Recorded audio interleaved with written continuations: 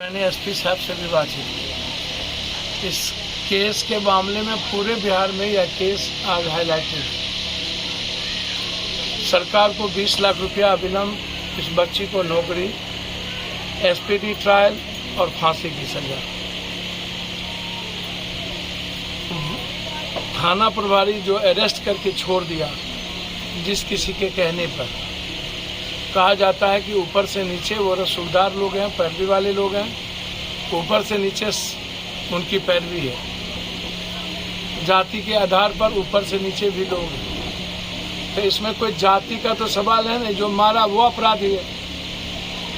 यहाँ कोई जाति या पाति हम तो कर नहीं रहे हैं। लेकिन यदि आप जाति के आधार पर कहीं मारिएगा और किसी की माँ को आज़ाद हिंदुस्तान के बाद अब गरीब और कमज़ोर तबके के लोग का बच्चा मजदूरी करके अपने माँ को किसी का पत्तल उठाने यदि नहीं देता है, उसके आत्मसम्मान पर चोट पहुंचता है। और एक गरीब परिवार के लोगों ने यदि टेम्पू खरीदकर अपने माँ की सम्मान के लिए मजदूरी और की तरह मेहनत करने लगा, और यदि उन्होंने कह दिया कि अब मेरा माँ काम नहीं करेगी, तो फिर क्या ये जो शोषण है, ये जो सामंती मानसिकता है, चाहे जिसकी भी हो, पप्पू यादव की हो, पप्पू झा की हो, पप्पू महतो की हो, पप्पू सिंह की हो, ये जो अब सामंती मानसिकता आज़ाद हिंदुस्तान के इतने दिनों के बाद आज भी आपके लिए कानून का डर नहीं है, आज भी आपके भीतर आपको समाज का डर नहीं है।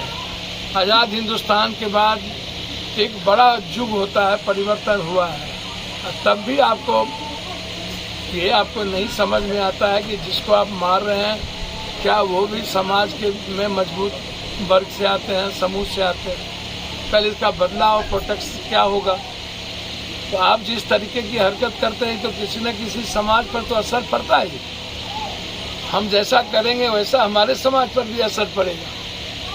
हमारा जैसा आचरण चरित्र होगा, हमारे सोसाइटी पर भी असर पड़ेगा। इसके लीडर कैसे हैं? कारणों के पीछे तो सिर्फ सामंती मानसिकता और लगातार समाज का एक्सप्लॉयटेशन, रसूख और ताकत के बदौलत अब आप ये अपने रास्ते रोक लिए। ये हिम्मत इस आज़ादी के बाद 20 साल नीतीश कुमार जी राज किए हैं, 15 साल, अब 20 से 15 आप जोड़ लीजिए, 35 साल 37 साल लगातार सामाजिक न्याय के लोग कहते हैं कि मैं राज कर रहा हूं। और छपरा में सबसे ज्यादा सामाजिक न्याय के लोग प्रताड़ित हैं। हम जितना मर्डर में आए हैं, सामाजिक न्याय के लोग मारे गए हैं। आप उठा करके देख लीजिए, छपरा, गोपालगंज, सिवान में हम हजारों बार, सैकड़ों बार आ चुके हैं, मर्डर से लेके शराब से लेके अन्य चीजों में। यहीं पर आपको याद होगा पुलिस ने क्या हश्र किया था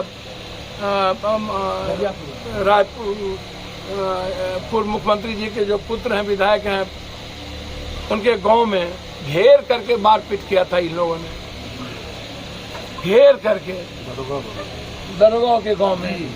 अकेले हम जाकर के उसकी लड़ाई हमको लड़नी पड़ी। हरकिशोर राय एसपी थे यहाँ पर। सारे समाज के पिछड़े, दलित, गरीब और यादव लोगों का मोटरसाइकिल, गाड़ी सब छीन लिया था।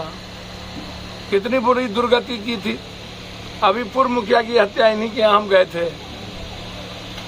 3 बार मुखिया रहा, उसको गोली मार दिया, कोई न्याय नहीं। मतलब 12 घंटे के अंदर कहीं कुर्की हो जाएगी, और 72 घंटा हो गया, यहाँ पर कोई सुनने वाला नहीं। इसीलिए हम मुख्यमंत्री जी को पत्र लिखेंगे। इस पर हम डीआईजी से लेकर के आईजी सबसे बात करेंगे।